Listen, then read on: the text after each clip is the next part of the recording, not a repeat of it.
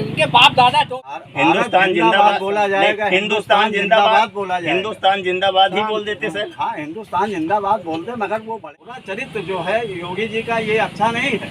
आप विकास करें, सड़क, बिजली, पानी, ये तो सबकी जरूरत है, ये चाहिए, वो सबको मिल रहा है। नमस्ते, प्रणाम, सत श्री अकाल दोस्तों। जैसा कि आपको मालूम होगा, अभी फूलपुर में विधानसभा का उपचुनाव होना है, क्योंकि यहाँ के जो विधायक थे प्रवीण पटेल जी, वो जो है यहाँ के सांसद बन गए हैं, तो उनकी सीट खाली हो गई है। तो अब यहाँ पर विधानसभा चुनाव होगा। तो अभी तक भाजपा का कोई प्रत्याशी और सपा का भी कोई प्रत्याशी घोषित नहीं है। फिर भी हम लोग आए हैं फूलपुर विधानसभा में। यहाँ पे कुछ लोग बैठे हैं और इनसे जानने की कोशिश करेंगे कि यहाँ का माहौल क्या है। क्या नाम है सर आपका? मेरा नाम धन्यवाद, आप आए करने के लिए शुक्रिया और धन्यवाद देता हूँ आपको। देखिए, मैं पीडीएम गठबंधन और MIM पार्टी से मैं हूँ। MIM पार्टी से हैं आप? हाँ। तो आप ये बताइए, यहाँ का माहौल क्या है? क्या लगता है कि कौन सी पार्टी यहाँ पर विजयी होगी, या किस पार्टी का विधायक यहाँ पर? भाई देखिए, पीडीएम का नाम है, हमारा जो पीडीएम गठबंधन है, पीडीएम के हमारे प्रत्याशी 11 तारीख को हम लोगों की लखनऊ में बैठक है। 11 तारीख को हमारी पार्टी की घोषणा होगी, कौन चुनाव लड़ेगा कौन नहीं लड़ेगा। मैं अपनी पार्टी के जो है बता सकता हूँ कि कैसा लड़ेगी, कैसे चुनाव लड़ेगी। तो आपकी पार्टी के कोई प्रत्याशी यहाँ से घोषित हुए हैं? 10 लोग आवेदन किए हैं। अब 10 लोगों में आवेदन में किसको टिकट मिलता है वो 11 तारीख को फाइनल होगा। हाँ। अच्छा, तो ये बताइए, आपका ओवैसी के साथ भी गठबंधन है? हाँ जी, गठबंधन है। हाँ।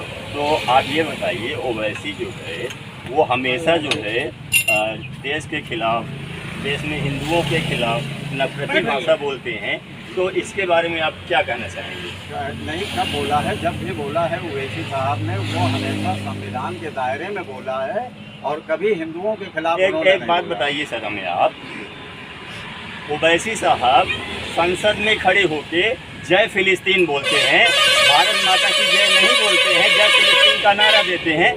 क्या ज़रूरत है उनको जय फिलिस्तीन कहने की? आप भारत माता हिंदुस्तान में रहते हो, आप हिंदुस्तान का जयकारा लगाओ, भारत माता का जयकारा लगाओ, फिलिस्तीन का जयकारा लगा के क्या होना है? देखिए, फिलिस्तीन का जयकारा उनका लगाने का उनका ये इंटरनल मामला था। हम आपसे ये पूछना चाहते हैं कि हमारे जो पुराने प्रधानमंत्री थे अटल बिहारी वाजपेयी जी, वो भी फिलिस्तीन के समर्थन में थे।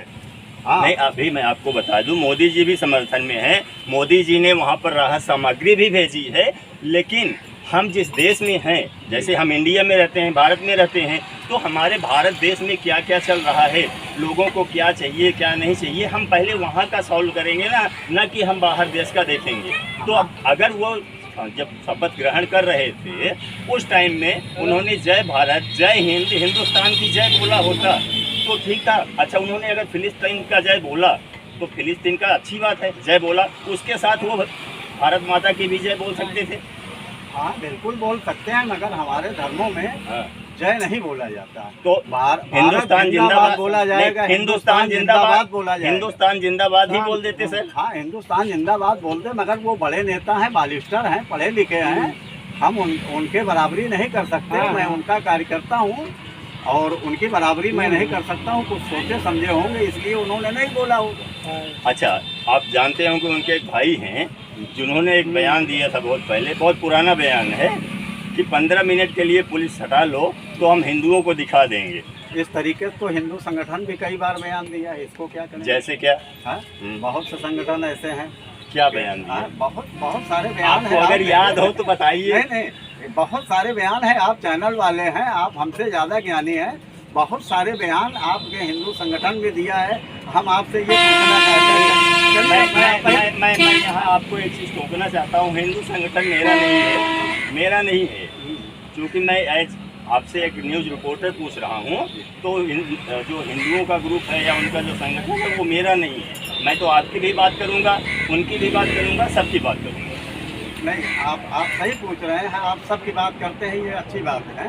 तो आप 15 मिनट की बात किए, तो हम आप 15 मिनट से हट के आपसे बात करना चाहते हैं कि जैसे आज तक पूरे भारत में किसी मुस्लिम समाज के मुंह से ये सुना कि ये मंदिर बताइएगा, क्या ये? अच्छा, बात सही है।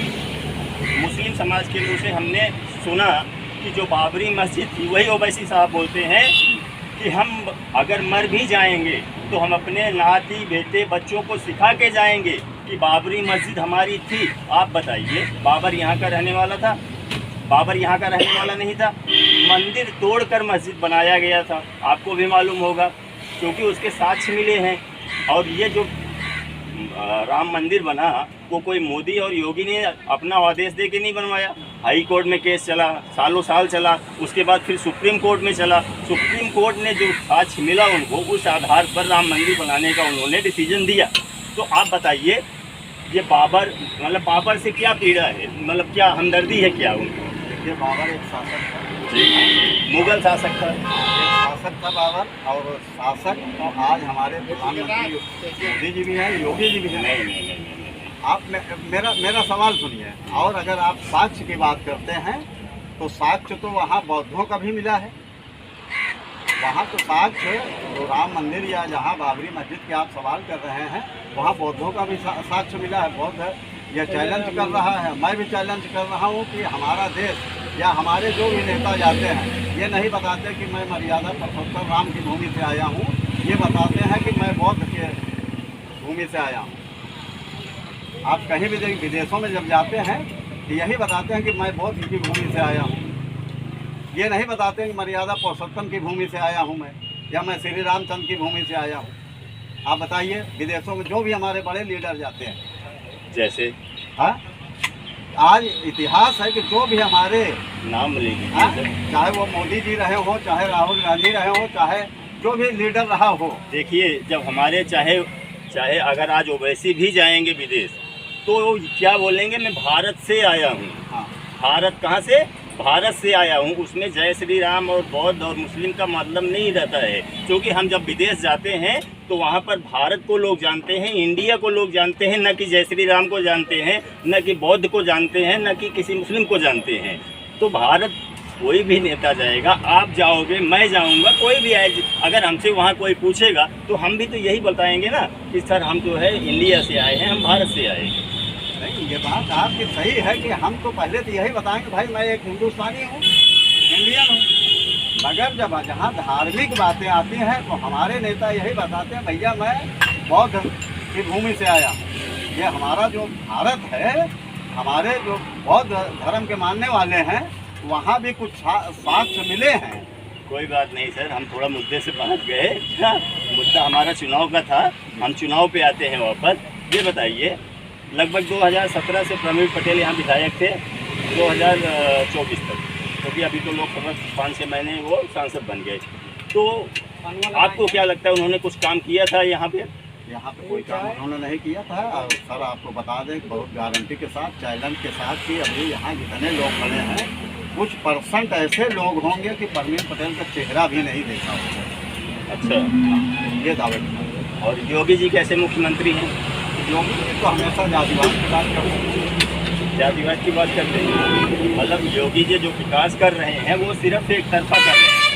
विकास एक तरफा नहीं हो रहा। आज अगर उनका फील्ड देखा जाए तो फील्ड ये देखा जाए कि वो न्याय प्रति नहीं, न्याय के प्रति नहीं है। न्याय जैसे जैसे कि भाई ठीक है, हम गुनहगार हैं और सामने वाला गुनहगार है, तो सज़ा तो दोनों को बराबर हो। जहाँ उनके मामलात आते हैं, उनकी जात का अगर कोई ठाकुर बिरादरी का है तो सीधा बचाने की कोशिश करते हैं। आप मान लीजिए जैसे कुलदीप सिंगर हैं, क्यों बचाए जा रहे हैं कितने दिन से? अगर यही कोई छोटा होता, यादव होता, मुस्लिम होता या दलित होता तो उसका घर गिर जाता, उसके और कुछ हो जाते हैं। क्यों बचाए जा रहे हैं? इसका मतलब वो सरकार में हैं, कुलदीप सिंघल सरकार की वजह से वो बच रहे हैं। तो ये दोहरा चरित्र जो है योगी जी का, ये अच्छा नहीं है। आप विकास करें, सड़क, बिजली, पानी, ये तो सबकी ज़रूरत है, ये चाहिए, वो सबको मिल रहा है ना, वो मिल रहा है। ठीक, यही जानना चाहते थे। और भी कुछ लोग यहाँ बैठे हैं, चाचा जी बैठे हैं। चाचा जी क्या नाम होगा? जरा जोर से बोलिए। खाए नहीं कहा है? बैजनाथ यादव। चाचा जी, हम ये जानना चाहते हैं कि यहाँ इस बार किसका माहौल है, कौन सी पार्टी का माहौल है यहाँ? क्यों इतना डर काहे रहे? तो बताइए, आप तो वैसे भी यादव हो, आपके ऊपर तो स्टैंप लगा हुआ है हम लोग तो जो है देंगे ही सपा को। ठीक, और यहाँ पे कुछ नवयुवक भाई हमारे खड़े हैं। बोलो यार, बोलो बोलो। कौन लगे? लगाता हूँ। क्या नाम है भैया? ये नाम सुभाष चंद्र यादव। यादव जी हैं। तो ये बताइए यादव जी, क्या माहौल चल रहा है यहाँ फूलपुर में? माहौल जो है सब सही है कदाचिन। तो किसको अपना नेता चुन रहे हैं फूलपुर वाले? हम लोग तो सपा के हैं, सपा को चुनेंगे। क्यों? भाई हमारे निगाह, हम लोग तो अगर बीजेपी को देते हैं तो भी लोग कहते हैं बीजेपी को दे लोग नहीं देंगे, बहुजन के देंगे तो भी लोग बोलेंगे बहुजन को नहीं। है ना। नहीं, ये गलत बात है। 2014 से लेकर अभी तक तो बीजेपी यही मानती आई है कि हमको यादवों का वोट मिला। 100% नहीं मिलता है, लेकिन मिलता है। तो आप ये बताइए, योगी जी कैसे मुख्यमंत्री हैं? योगी जी जो हैं, जोर से बोलिए, हंसी मत, कोई बात नहीं, थोड़ा जोर से बोलिए बस। योगी जी जो मुख्यमंत्री हैं वो ठीक है, लेकिन कदाचिन अखिलेश के जैसा मुख्यमंत्री नहीं है। अच्छा, अखिलेश ने ऐसा क्या कर दिया था कि योगी जी उनसे पीछे हैं? अखिलेश ने बहुत अच्छा काम किए हैं। क्या? बहुत सारे काम किए हैं। एक काम बताइए। सुनिए, योगी जी कहते हैं कि जब सपा की सरकार थी तो गुंडे माफिया जो है सरकार चलाते थे, सत्ता में बैठे होते थे और सरकार चलाते थे। आम पब्लिक जो होती थी वो बाहर नहीं निकल पाती थी। ठीक है, ऐसा कुछ बात नहीं। मतलब गुंडे माफिया नहीं थे। आज भी तो मर्डर हो रहा है, आज भी तो हो रही है। हाँ चाचा, आज भी तो चोरी डकैती हो रही है, कहाँ जो कम हो रहा है। और जात के हिसाब से किनको जो भी मर्डर काउंटर हो रहा है, गरीब है तो जो है उनके यहाँ जो है ठाकुर ब्राह्मण है जो है तो उसका नहीं होगा। कौन है? विकास दुबे कौन था? हाँ, उसको मारा गया कि नहीं, उसका घर गिराया गया, सबसे पहली शुरुआत वहीं से हुई।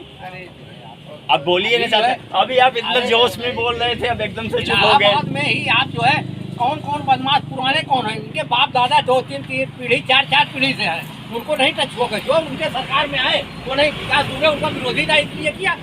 वही ब्राह्मण ठाकुर में होगा वो जो एकदम खुला विरोधी होगा, जो है जो अगर उनके साथ है वो चाहे जितना बड़ा जो क्रिमिनल हो उसको नहीं टच करेंगे।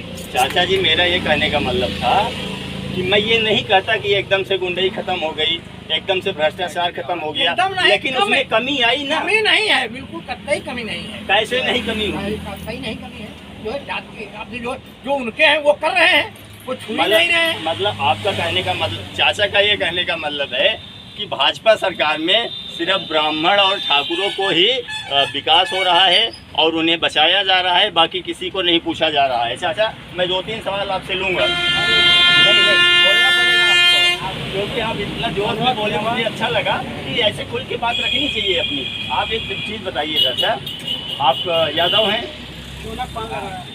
आपको जो है जो किसान का पैसा, हमने एक सवाल किया कि इलाहाबाद में आप बताइए, नहीं आप मीडिया वाले हैं, कौन सा जो है ऐसा आदमी है जो है कि जैसे इन लोगों से पहले जिसके खानदान बदमाश होंगे आज उनको छुआ जा रहा है। नाम मैं नहीं लूंगा, आप खोलिए जो ना है, हम क्यों बताएं? जो है मैं तो नहीं पता है।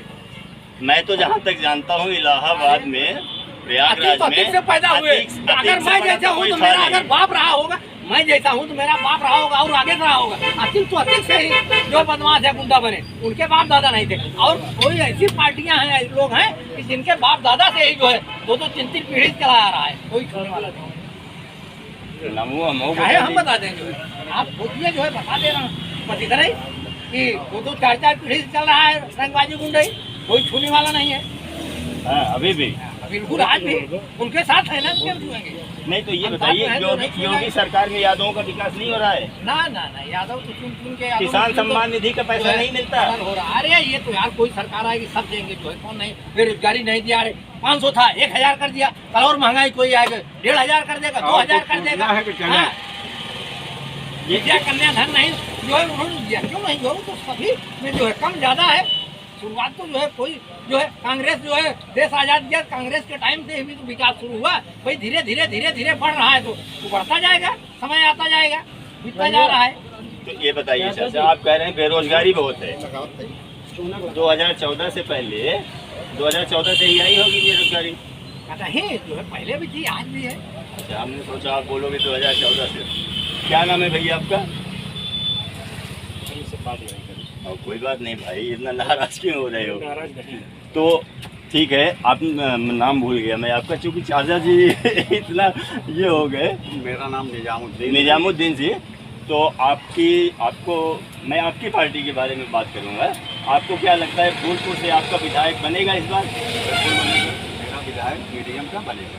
पीडीएम और एआईएम ना? देखिए, कृष्णा पटेल जी एमआईएम और छोटी छोटी हमारी 4 पार्टियों का पीडीएम बना एमआईएम का। इस बार हम एमआईएम का अपना टिकट लेने जा रहे हैं। 11 तारीख का हमारा टिकट फाइनल होगा। हाँ, तो हम लोग कोशिश करेंगे कि एमआईएम का विधायक हमारे यहाँ से बने। ठीक है दोस्तों, यही था मेरा एक छोटा सा प्रयास फूलपुर विधानसभा उपचुनाव से। आपको ये वीडियो कैसी लगी आप कमेंट बॉक्स में ज़रूर बताइए, और अगर वीडियो अच्छी लगी हो तो उनको एक लाइक करके शेयर कर दें। मिलता हूँ आपसे किसी अगली वीडियो में, तब तक के लिए जय हिंद जय भारत।